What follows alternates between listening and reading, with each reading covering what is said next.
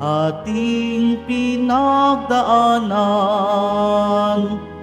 Ngunit dahil sa pag-ibig niya, ating napagtagumpayan.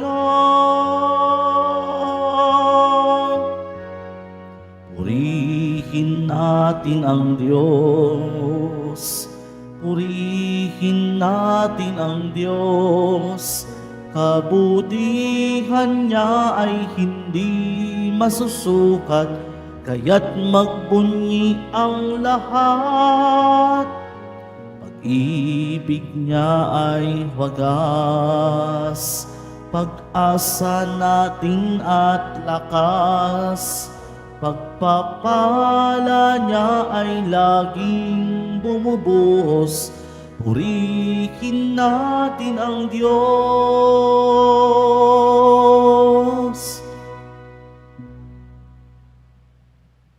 Sa ngalan ng Ama at ng Anak at ng Espiritu Santo. Amen. Ang pagpapala ng ating Panginoong Hesukristo, ang pag-ibig ng Diyos Ama, at ang pagkikaisa ng Espiritu Santo, naway sumainyong lahat. At sumaiyo rin. Panginoong Hesus, sa aming pagiging mapaghusga, Panginoon, kaawaan mo kami. Panginoon, kaawaan mo kami. Sa hindi namin pag-unawa ng sapat sa aming kapwa, Kristo, kaawaan mo kami. Kristo, kaawaan mo kami. Sa aming mga galit na humantong sa pananakit, Panginoon, kaawaan mo kami. Panginoon, kaawaan mo kami. Kaawaan tayo ng mga pangyarihang Diyos, patawarin tayo sa ating mga kasalanan at patnubayan tayo sa buhay na walang hanggan. Amen. Manalangin tayo. Ama naming makapangyarihan, kami naway magkaroon ng pitagan at pagmamahal para aming magawang sambahin ang ngalan mo, sapagkat sa mga pinatatag sa iyong pag-ibig, ikaw ay walang pinababayaang masadlak sa ligalig. Iniluluhog namin ito sa pamamagitan ni Hesukristo, kasama ng Espiritu Santo, magpasawalang hanggan. Amen. Magsiupo muna ang lahat. Pagbasa mula sa aklat ng Henesis. Noong mga araw na iyon, sinabi ng Panginoon kay Abram, "Lisanin mo ang iyong bayan, ang tahanan ng iyong ama at mga kamag-anak, at pumunta ka sa bayang ituturo ko sa iyo. Pararamihin ko ang iyong mga anak at apo, at gagawin kong isang malaking bansa. Pagpapalain kita, at mababantog ang iyong pangalan, at magiging pagpapala sa marami. Ang sa iyo'y magpapala ay aking pagpapalain. Ngunit kapag sinumpa ka, sila'y aking susumpain. Ang lahat ng mga bansang pihong ako'y hihimukin. Na tulad mong pinagpala, sila ay pagpapalain din." Sumunod nga si Abram sa utos ng Panginoon. Nilisan niya ang Haran noong siya'y 75 taon. Isinama niya ang kanyang asawang si Sarai at si Lot na pamangkin niya.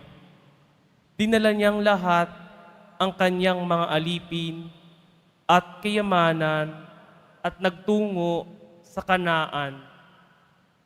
Nagtuloy siya sa isang banal na lugar sa Sikhem, sa puno ng roble ng More.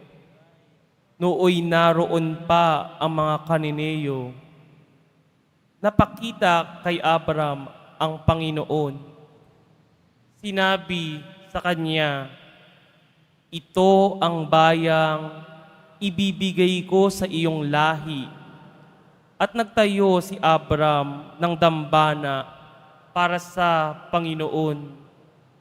Buhat doon, nagtuloy sila sa kaburulan, sa silangan ng Betel, at huminto sa pagitan nito at ng Hay. Nagtayo rin siya roon ng dambana at sumamba sa Panginoon.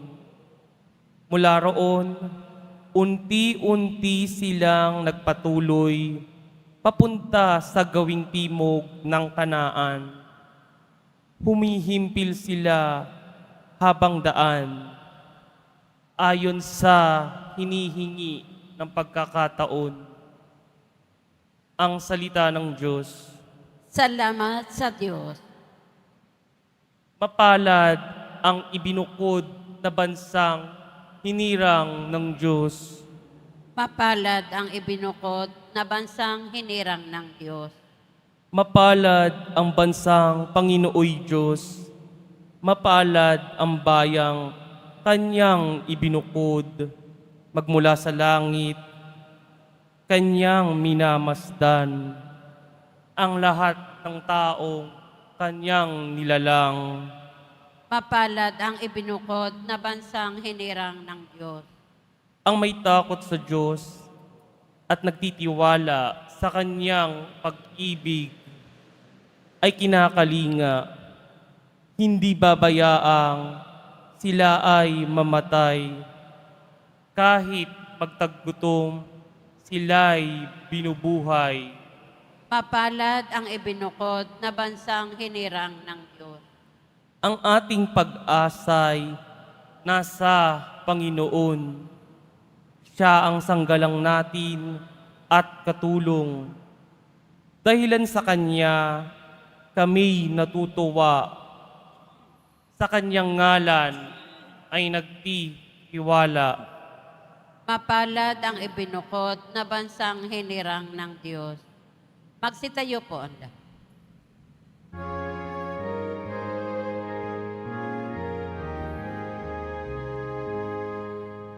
Alleluia, Alleluia, Alleluia, Alleluia.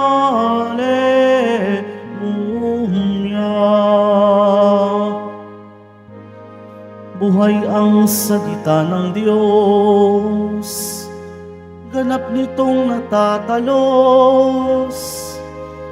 ng ating niloloob.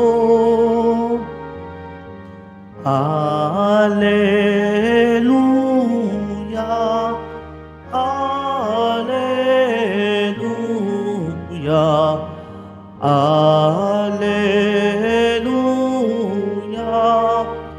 Alleluia.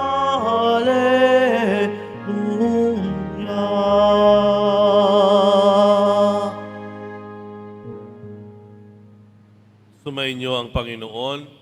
At sumaiyo rin. Ang mabuting balita ng Panginoon ayon kay San Mateo. Papuri sa iyo, Panginoon.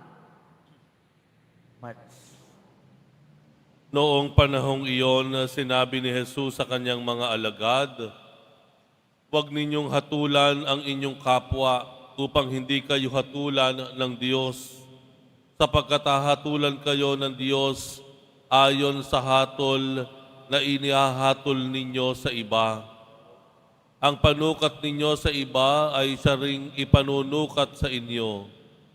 Bakit mo nakikita ang puwing sa mata ng iyong kapatid, ngunit hindi mo na pinapansin ang puwing mong gatahilan sa iyong mata? Paano mong masasabi sa iyong kapatid, halika at aalisin ko ang puwing mo, gayong gatahilan ang nasa mata mo? Mapagpaimbabaw. Alisin mo muna ang puwing na gatahilan at sa gayoy makakikita kang mabuti at maaalis mo ang puwing ng iyong kapatid." Ang mabuting balita ng Panginoon. Pinupuri ka namin, Panginoong Heso Kristo. Magsiupo mo na ang lahat. Ito po ang ngayong ipinatutupad uli ng ating gobyerno o MMDA para turuan ng disiplina ang mga motorista, no? Ang mga drivers. Ayan. Gumagamit po ito ng mga CCTV, mga high definition na camera. At gumagamit na rin ito ng artificial intelligence para ma-monitor, ma-apprehend, no? Yung mga kamote, sabi nila, no? Mga kamote sa kalsada. Mga wala ng disiplina. Dahil alam naman po natin na nagiging ika nga gubat na jungle, no? Ang mga kalsada natin. At dumadami na rin po yung mga sakuna o aksidente na sana ay maiiwasan. Ano po? Bagamat maganda po ang layunin ng gobyerno, pero marami pong tanong dyan. Maraming tanong at yun ang mga unang naging problema. Malalaman ba, no, nila na ako ay tumunod lamang tumugon sa emergency na meron sa aking likod. Kaya ako tumuloy-tuloy kahit red light, yung traffic light. Marami pong tanong, no? Marami pang pag-aaral na ginagawa. Bagamat sinasabi naman po ng gobyerno ang proseso, no? Bago ka matikitan o mapadhala ng liham, ay muna titingnan muna yung mga camera, i-review, no? I-review yung mga videos na nakuhanan at mga pictures. Saka pa lamang aandar yung proseso, no, ng pagpapadala sa iyo ng huli mo. Ayan. Ang tanong lagi natin, paano kung mali yung sistema? Paano kung nagkamali yung camera? Paano pag hindi naging malinaw yung nakita sa camera? Paano kung hindi alam at hindi nakita sa buong video yung buong pangyayari? Napaka-unfair naman kung mahuhuli ako. Yun po ay palagay ko hindi lamang sa usaping trapiko. Ito rin ay totoo sa usaping pangtao. Kung papaano tayo tumingin o sumuri o kumilala ng tao. Minsan, kapag mali yung ating pamantayan, nagkakamali rin yung ating pananaw sa isang tao. Pag mali yung ating sistema ng pag-iisip, mali rin natin, asahan nating mali rin yung pagkakakilanlan natin sa tao. Ano sabi sa Ebanghelyo? Sa Ebanghelyo, tayo ay binabalaan ng Diyos na sa pagiging mapaghatol natin sa ating kapwa. Yung judgmental po ba? Masyado tayong mabilis humusga sa ating kapwa. Paano kung mali yung ating pag-iisip? Paano mali yung ating pagsusuri sa mga tao o sa ating mga nakita? Eh di magiging unfair din naman sa mga tao na nahusgahan sila ng ganun-ganun na lamang dahil sa mali at kulang nating pagsusuri. Ang sinasabi po ng Ebanghelyo ay itama po natin yung ating pagsuri o pagkilala sa ating kapwa. Huwag tayong mabilis mapaghusga. Naaalala niyo po, nung nakaraang taon, doon sa siyudad ng San Juan City, ay mayroong pinagpiestahan na isang binata, no, na namamasa o nagbabasa sa pamamagitan ng kanyang water gun. Ano po? Naalala niyo siya na yung nagmumotor ay talaga namang binasa niya na papunta sana sa trabaho. Alala niyo yun? Nabash yun ng gusto, di po ba? Yun ay tinawag ng ang boy dila. Naalala niyo yun, ano? Bukas kasi, piyesta uli sa San Juan eh. Diba? Mabuti na lang, nagbago na yung pamamaraan nila ng pagbabasa. Meron ng specific na lugar. May isang specific na pinaglabanan road yata yon. At hindi na magkakaroon ng basaan sa ibang lugar ng San Juan, maliban lamang dun sa kalsadang iyon, no, ng pinaglabanan. Pero inalam kamakailan o nung isang araw, binalita, hinanap si Boy Dila. Nasaan na si Boy Dila? Nakakulong na.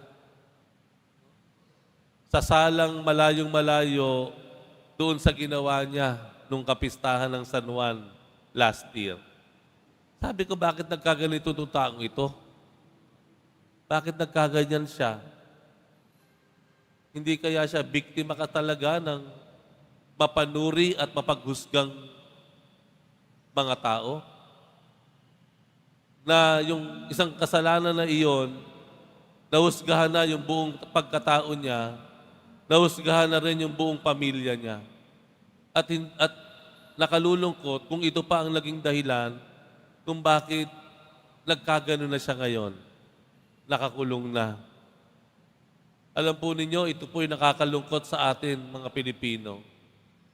Masyado tayong mapaghusga. Nakakalungkot po. Mapaghusga tayo. Ang bilis nating maghusga. Ang bilis natin pong patawan ng kaparusahan yung mga tao. Yung bang hindi mo kilala, nakita mo lang yung post sa Facebook at nabasa mo yung comment, siya ay binabash. Makikibash ka rin. Hindi mo nga alam kung ano yung buong kwento eh. Isang picture lang yung nakita mo. O kaya isang video na tumatagal lang 1 o 2 minuto. Agad-agad kang gumawa ng sarili mong hatol. At ikaw, naghamak ka na rin. Hinamak mo rin agad. Bakit tayo ganoon? Ganun tayo, ang hilig nating humingi ng tawad sa Panginoon. Panginoon, patawarin mo kami, kahabagan mo kami.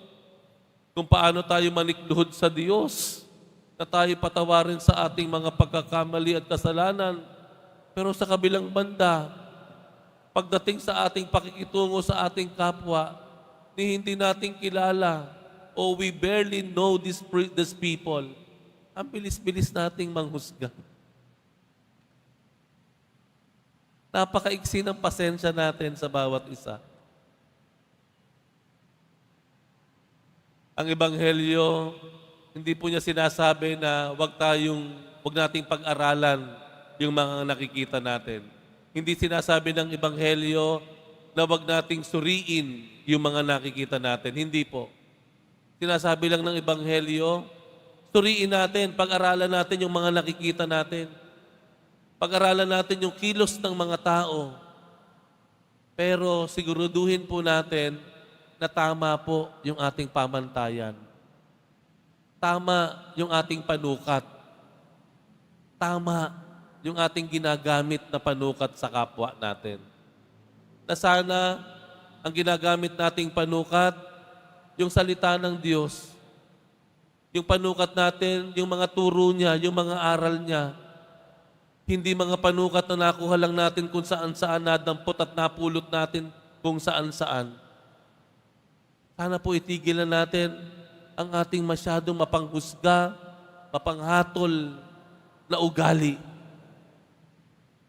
Dahil kung tayo nagsusumamo ng habag, patawad at pasensya sa Diyos, sana din naman tayo rin po ay maging mapangunawa. Nandun ang pasensya sa pagkakamali ng ating kapwa.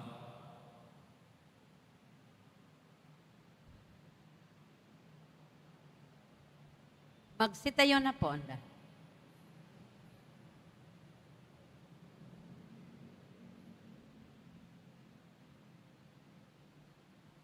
Minamahal kong mga kapatid, manalangin tayo sa mahabaging Ama upang maging mapagbigay at mahabagin tayo sa pakikitungo sa ating kapwa.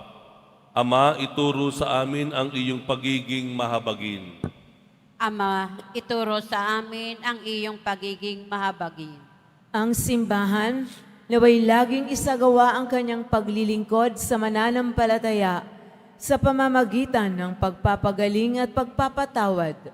Manalangin tayo.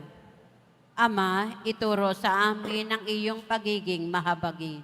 Ang mga opisyal ng gobyerno naway magpakita ng pag-aasikaso at pagmamalasakit sa mga dukha at mga yagit ng lipunan. Manalangin tayo. Ama, ituro sa amin ang iyong pagiging mahabagin. Ang ating sariling pagkakamali naway makita natin at maiwasan ang humusga sa pagkukulang ng iba. Manalangin tayo. Ama, ituro sa amin ang iyong pagiging mahabagin. Ang mga may sakit at mga nalulumbay at mga may kapansanan naway makatagpo ng lakas at kagalingan. Manalangin tayo. Ama, ituro sa amin ang iyong pagiging mahabagin. Ang ating mga mahal na kamag-anak at kaibigang yumao naway tumanggap ng kapayapaan at walang hanggang kaligayahan. Manalangin tayo. Ama, ituro sa amin ang iyong pagiging mahabagin. Mahabaging Ama, dinadala namin sa iyo ang mga panalangin at mithiin na nagpapahayag ng aming pangangailangan at pag-asa. Hinihiling namin ito sa pamamagitan ni Kristong aming Panginoon. Amen. Magsiupo muna ang lahat.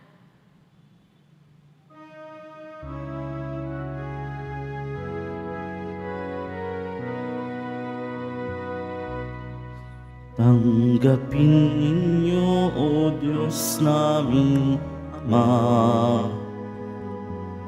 nakayanan namin alay sa inyo.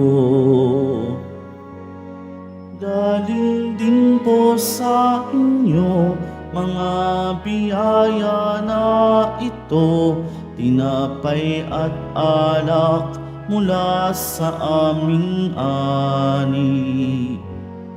Inyo po nawa itong ikaligaya. Kung mamarapatin po sila'y inyong gawin. Katawan at dugo ng inyong anak, minamahal namin Jesus. Minamahal namin Jesus. Tumayo na po ang lahat. Manalangin kayo mga kapatid upang ang paghahain natin ay kalugdan ng Diyos amang makapangyarihan. Tanggapin nawa ng Panginoon itong paghahain sa iyong mga kamay, sa kapurihan niya at karangalan, sa ating kapakinabangan at sa buong sambayanan niyang banal. Ama naming lumikha, tanggapin mo ang aming paghahain ng papuri sa iyong kabutihan sa amin. Sa dulot nawa nitong kadalisayan, kami naway makapag-alay ng iyong kinalulugdan.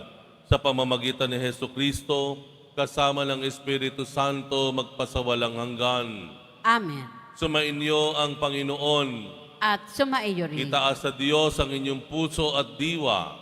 Itinaas na namin sa Panginoon. Pasalamatan natin ang Panginoong ating Diyos. Marapat na siya ay pasalamatan. Ama naming makapangyarihan, tunay ngang marapat na ikaw ay aming pasalamatan.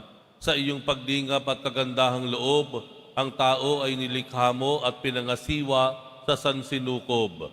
Sa hangad mong siya'y iwastong lubos, siya'y pinagdusa mo sa kanyang pagtalikod. Sa iyong paggiliw, iyong ipinahintulot na makabalik siya sa pamamagitan ni Kristo Jesus. Kaya kaisa ng mga anghel na nagsisiawit ng papuri sa iyo nang walang humpay sa kalangitan, kami nagbubuni sa iyong kadakilaan. Santo, Santo, Santo, Panginoon Diyos ng mga hukbo, napupuno ang langit at lupa ng kadakilaan mo, o sana sa kaitaasan. Pinagpala ang naparirito sa ngalan ng Panginoon, o sana sa kaitaasan. Pagsiluhod po ang lahat. Ama naming banal, ikaw ang bukal ng tanang kabanalan, kaya't sa pamamagitan ng iyong Espiritu, gawin mong banal ang kaloob na ito, upang para sa amin ay maging katawan at dugo ng aming Panginoong Hesukristo. Bago niya pinagtiis ang kusang loob na maging handog, hinawakan niya ang tinapay, pinasalamatan kaniya, pinaghati-hati niya yon, iniabot sa kanyang mga alagad at sinabi, "Tanggapin ninyong lahat ito at kanin, ito ang aking katawan na ihahandog para sa inyo."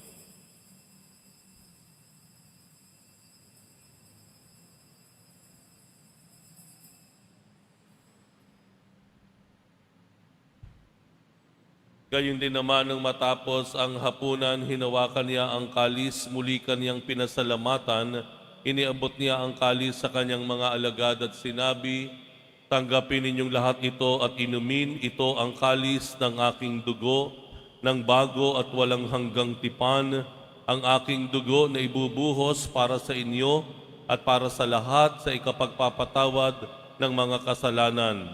Gawin ninyo ito sa pag-alala sa akin."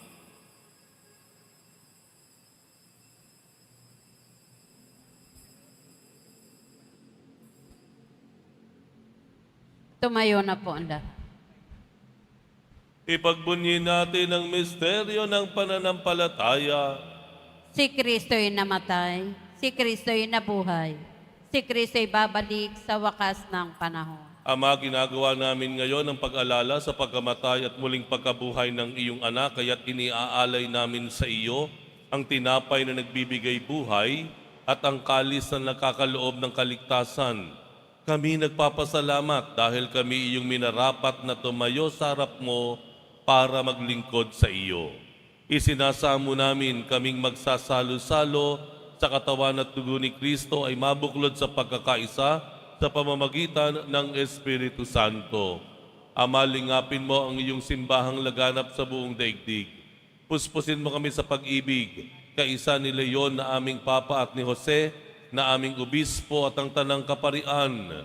Alalahanin mo rin ang mga kapatid naming nahimlay na may pag-asang sila'y muling mabubuhay, gayon din ang lahat ng mga pumanaw. Kaawaan mo sila at patuloyin sa iyong kaliwanagan. Kaawaan mo at pagindapatin kaming lahat na makasalo sa iyong buhay na walang wakas, kaisa na mahal na Birheng Maria na Ina ng Diyos, ng kabiyak ng puso niyang si San Jose, kaisa ng mga apostol ni San Juan Bautista at ang lahat ng mga banal na namuhay dito sa daigdig ng kalugod-lugod sa iyo. Maipagdiwang nawa namin ang pagpupuri sa ikararangal mo sa pamamagitan ng iyong anak na aming Panginoong Hesukristo.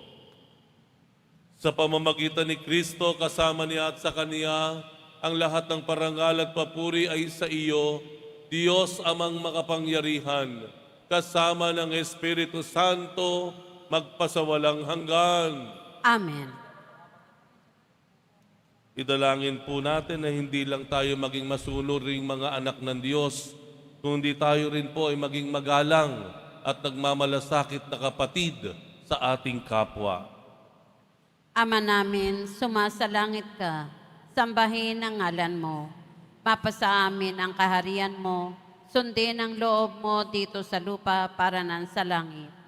Bigyan mo kami ngayon ng aming kakanin sa araw-araw at patawarin mo kami sa aming mga sala para ng pagpapatawad namin sa nakakasala sa amin. At huwag mo kaming ipahintulot sa tukso at iadya mo kami sa lahat ng masama. Hinihiling namin kami iadya sa lahat ng masama, pagkalooban ng kapayapaan araw-araw, iligtas sa kasalanan at ilayo sa lahat ng kapahamakan, samantalang aming pinananabikan ang dakilang araw ng pagpapahayag ng tagapagligtas naming si Hesukristo. Sapagkat iyo ang kaharian at ang kapangyarihan at ang kapurihan magpakailanman. Amen. Panginoong Hesukristo, sinabi mo sa iyong mga apostol, kapayapaan ang iniiwan ko sa inyo, ang aking kapayapaan ang ibinibigay ko sa inyo. Tunghayan mo ang aming pananampalataya at huwag ang aming pagkakasala. Pagkalooban mo kami ng kapayapaan at pagkakaisa ayon sa iyong kalooban, kasama ng Espiritu Santo, magpasawalang hanggan. Amen. Ang kapayapaan ng Panginoon ay laging sumainyo. at sumaiyo rin. Magbigayan po tayo ng kapayapaan sa isa't isa. Kordero ng Diyos na nag-aalis ng mga kasalanan ng sanlibutan, maawa ka sa amin. Kordero ng Diyos na nag-aalis ng mga kasalanan ng sanlibutan, maawa ka sa amin. Kordero ng Diyos na nag-aalis ng mga kasalanan ng sanlibutan, ipagkaloob mo sa amin ang kapayapaan. Pagsiluhod po ang lahat. Ito ang kordero ng Diyos, itong nag-aalis ng kasalanan ng sanlibutan, mapalad ang mga inaanyayahan sa kanyang piging. Panginoon, hindi ako karapat-dapat na magpatuloy sa iyo, ngunit sa isang salita mo lamang ay gagaling na ako.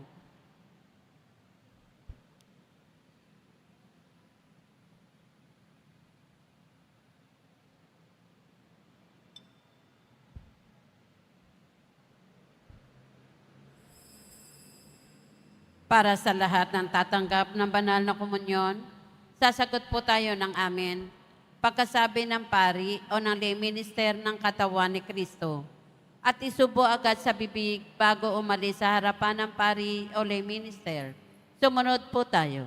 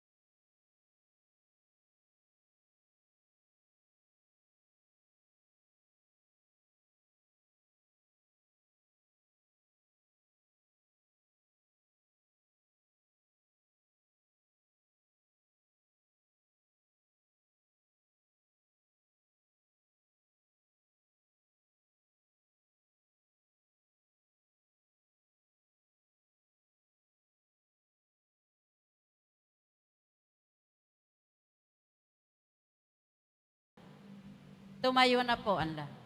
Manalangin tayo.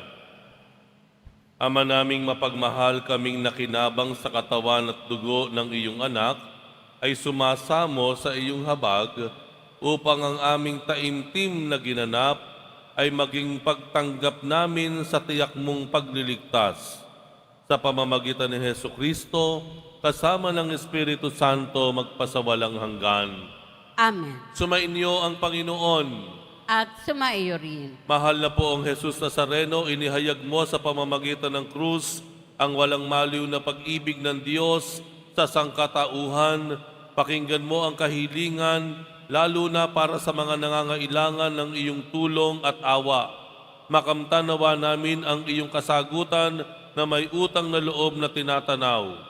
Basbasan din po ninyo itong mga imahen at dasalan upang lalo kaming maging manalangin at magtiwala.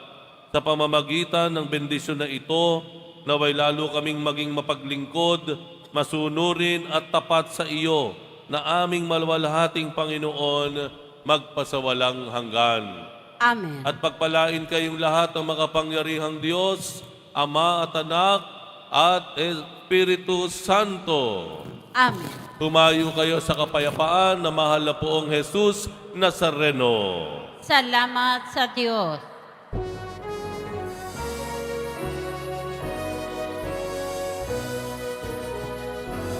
Nuestro Padre Jesus Nazareno, sinasamba ka namin, pinipintuho ka namin, aral mo ang aming buhay at kaligtasan.